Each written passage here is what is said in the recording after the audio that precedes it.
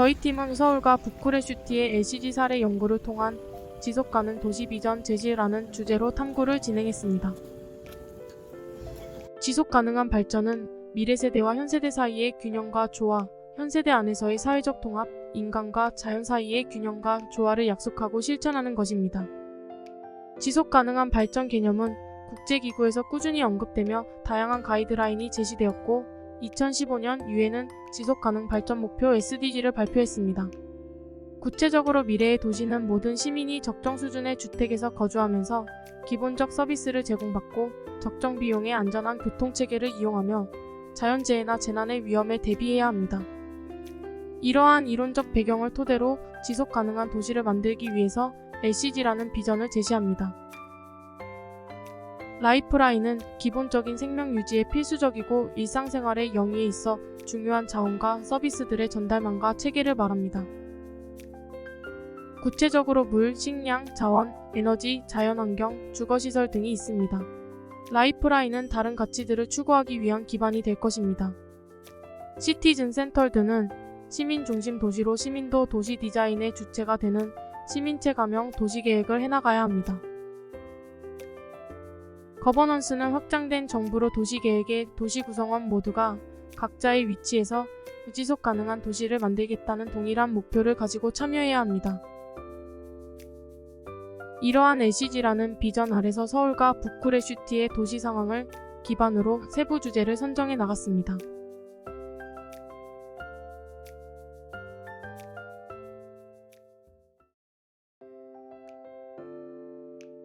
In order to produce a huge amount of water, there are 6 water purification plants and 4 water intake stations to maintain the high water flow rate.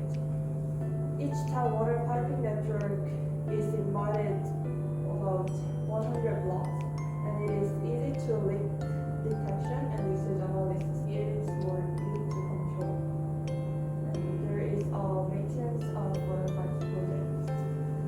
Also, we can see the water flow rate has changed very high in 2000 to 2013.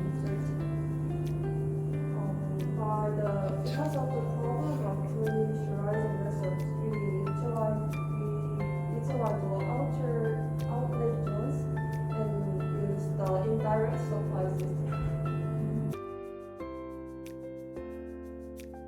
It's not so high, it's good, but it's not 96.6. 78.5. But we are working on it every year to improve it. Water production capacity is 480,000 cubic meters per day. And we have for 2,450,000 cubic meters per day. And look at this, 300 liters per person per day. I think we are using much more than that. That means they are using less water for the people, so they are saving water. It's kind of the same number, but five times more people live in Seoul. This is an interesting comparison to be done. Kind of the same. The story. In the past, we had some incidents with the drinking water system. It was with soil or with microorganisms due to some accidents that were in the past when, let's say, Veolia wasn't here.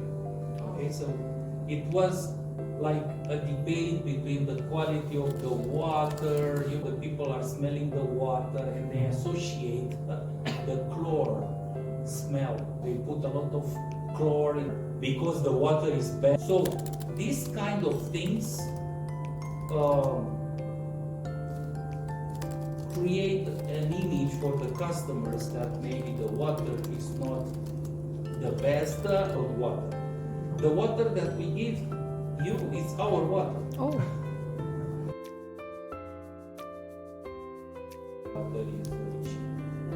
It's very cheap. I mean, it's affordable. For an apartment, maybe you pay 10 euros per month. They are taking water from the ground.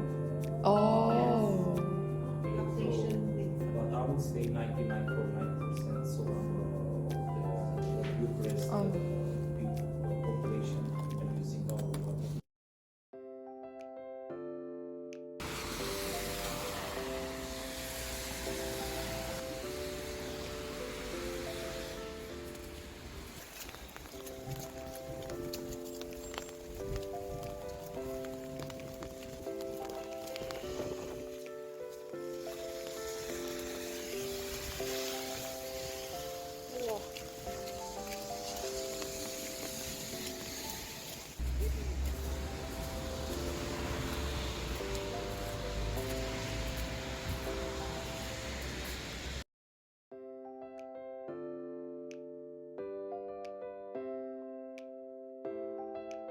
I think some of the particularity of Romania is the fact that there's actually a very large amount of owners of houses. The state used to build a lot of accommodation, especially in blocks. That also meant that a lot of these buildings were built in main cities, like Bucharest, which of course meant that there wasn't a lot of room, like land left to build later on. Now there is a program to build social houses for Romania, but not nearly as much as it used to be. Now a lot of the buildings that are being built by private companies, so it's not necessarily helpful for vulnerable people because they can't afford such places. That's also the visit capital.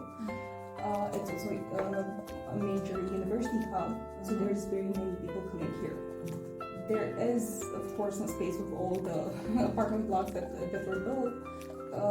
There's issues because there's very many people for the available spaces. So there's a lot of people renting spaces, which unfortunately isn't totally regulated.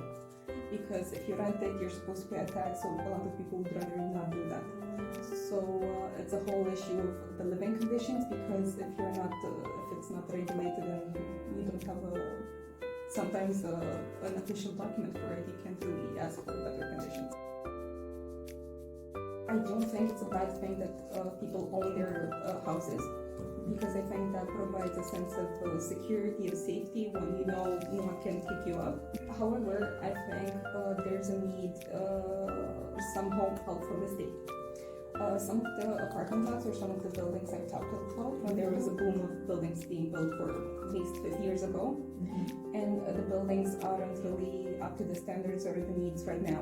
And unfortunately, the costs to renovate or rehabilitate those buildings are very high. A lot of people can't afford it. Upgrading the utilities, so like the water pipes and the heating pipes and everything is old. And when you talk about buildings that are at least 50 years old, that also went through a major earthquake in Romania.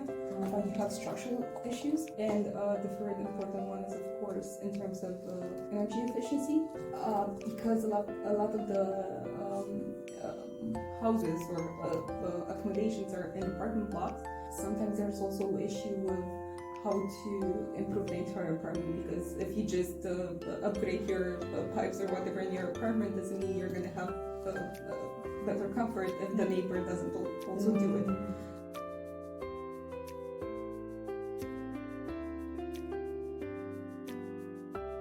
We have a few rules when choosing the families. They have to live in very poor conditions, unfortunately.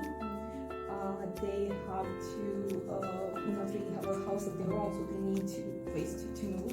And also, we want to help people that help themselves, so we want people that do have an income. However, statistics show that there is a big disparity between salaries and the cost of living. So we're trying for the houses we build and we give to the people to have a better proportion between the cost of living. I'm saying that because what we tend to do with the houses that we build, we don't just donate them to people. They buy it with a subsidized price, so way lower than they would buy it from like the open market. Also, in our programs, they also have to work with us and our volunteers on the work site. There's this thing called sweat equity. So they're with us for about 2 years in the whole process of actually building their house. Through this, we're building communities, because we tend to not just build one house, we build multiples.